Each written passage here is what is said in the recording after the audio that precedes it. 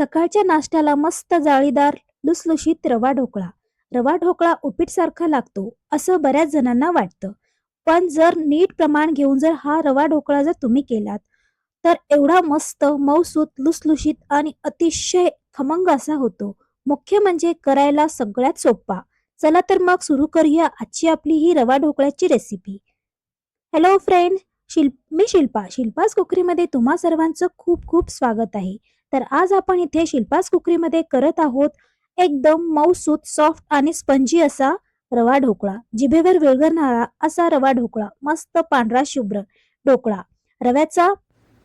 आज आपण इथे ढोकळा करत आहोत. तर इथे मी सर्वात आधी 1 कप बारीक रवा घेतलेला आहे. 1 कप त्याच वाटीने आपण घेतलेली आहेत आंबट दही, 1 कप पाणी, 1 इनोचं पूर्ण पॉकेट, चवीपुरतं मीठ, 2 हिरवी मिरची, थोडंसं आलं खिसून घेतलेलं आहे आणि इथे सायट्रिक ऍसिड आहे.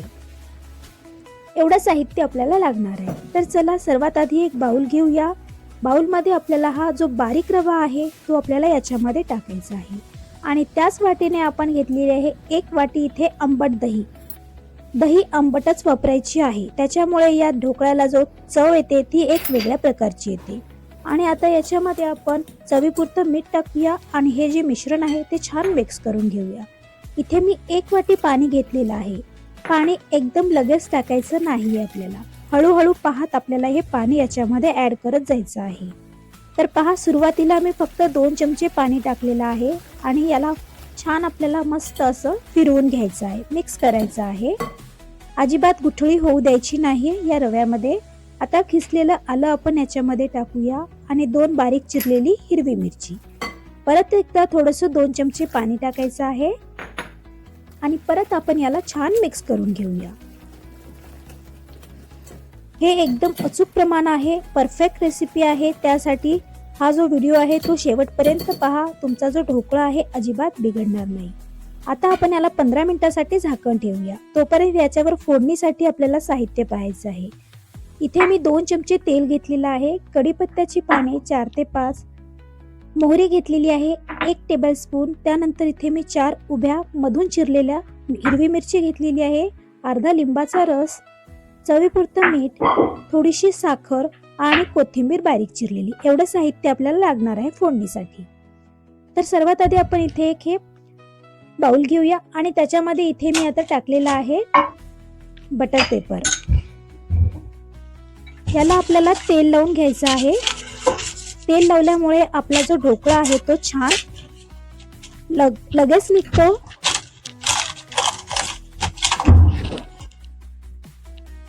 तर हे पहा, इथे मी ऑलरेडी पाणी गरम करायला ठेवलेलं आहे.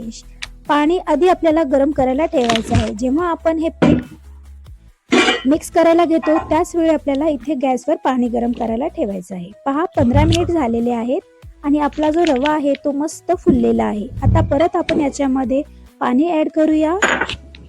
मी इथे 1 कप म्हणजे 1 वाटी पाणी घेतलेलं आहे. त्याच्यातलं मला एवढं पाणी इथे लागलेलं नाहीये.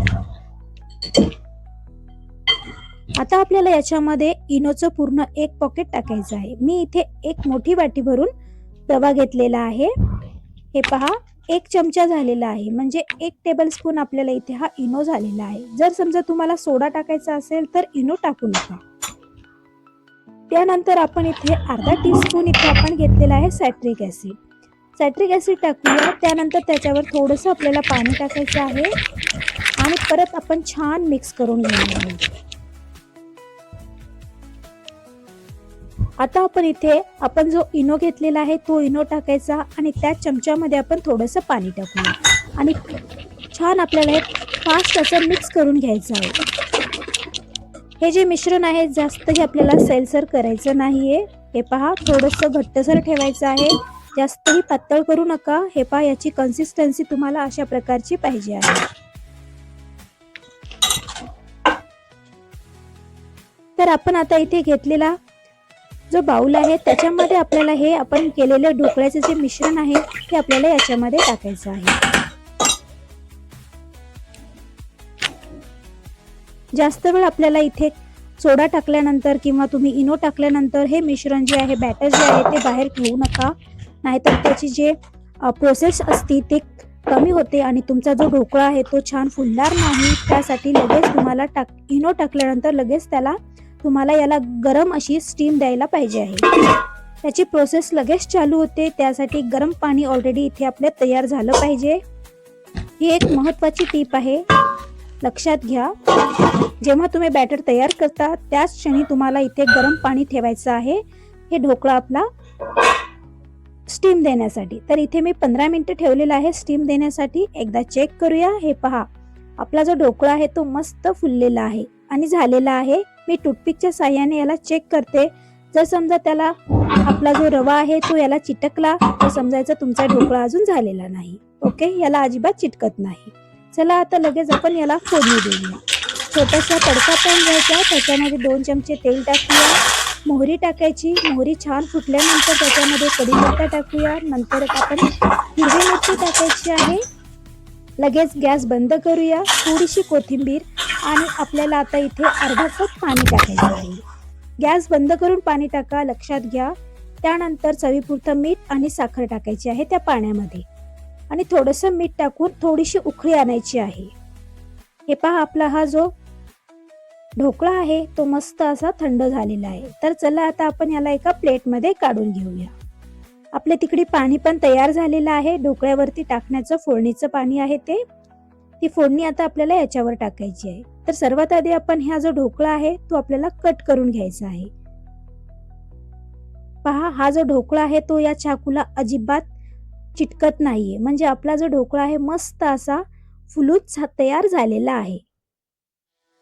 मी याच्यामध्ये सोडा टाकलेला नाही, फक्त 1 इनोचं पॉकेट टाकलेलं आहे. एक मोठी वाटी भरून आपण रवा घेतलेला आहे. हे पहा, पाणी आपलं मस्त उकळलेलं आहे आणि आता ही जी फोडणी आहे आपण या ढोकळ्यावर टाकूया.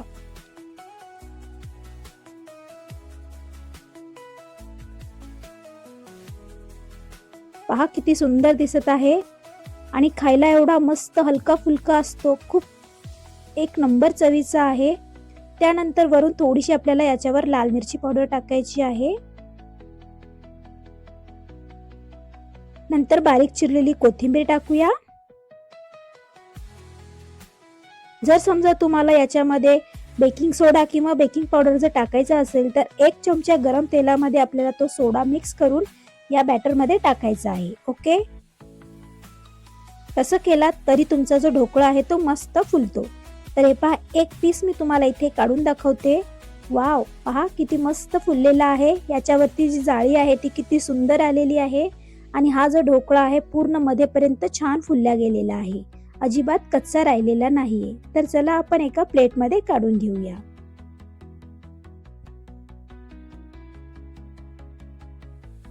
किती सुंदर दिसत आहे. हा ढोकळा पहा आपला किती मस्त फुललेला आहे. मस्त एकदम असा खूप टेस्टी झालेला आहे आणि हा जो ढोकळा आहे तो हाताला अजिबात चिटकत नाही. मस्त फुललेला आहे आणि छान शिजलेला सुद्धा आहे. मी 10 मिनिटे फक्त याला स्टीम देण्यासाठी ठेवले होते आणि हा ढोकळा जो तुम्ही टोमॅटो केचप किंवा आपल्या रेड चटणी सोबत सुद्धा तुम्ही खाऊ शकता.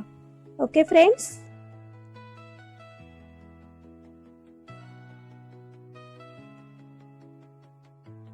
तर फ्रेंड्स, ही होती आजची आपली साधी सोपी आणि झटकीपट होणारी एकदम हलका फुलका सकाळचा नाश्ता, रव्याचा ढोकळा आज आपण इथे केलेला आहे. जर व्हिडिओ आवडला तर पटकन व्हिडिओला लाईक करा. नवीन असाल तर सबस्क्राईब करा.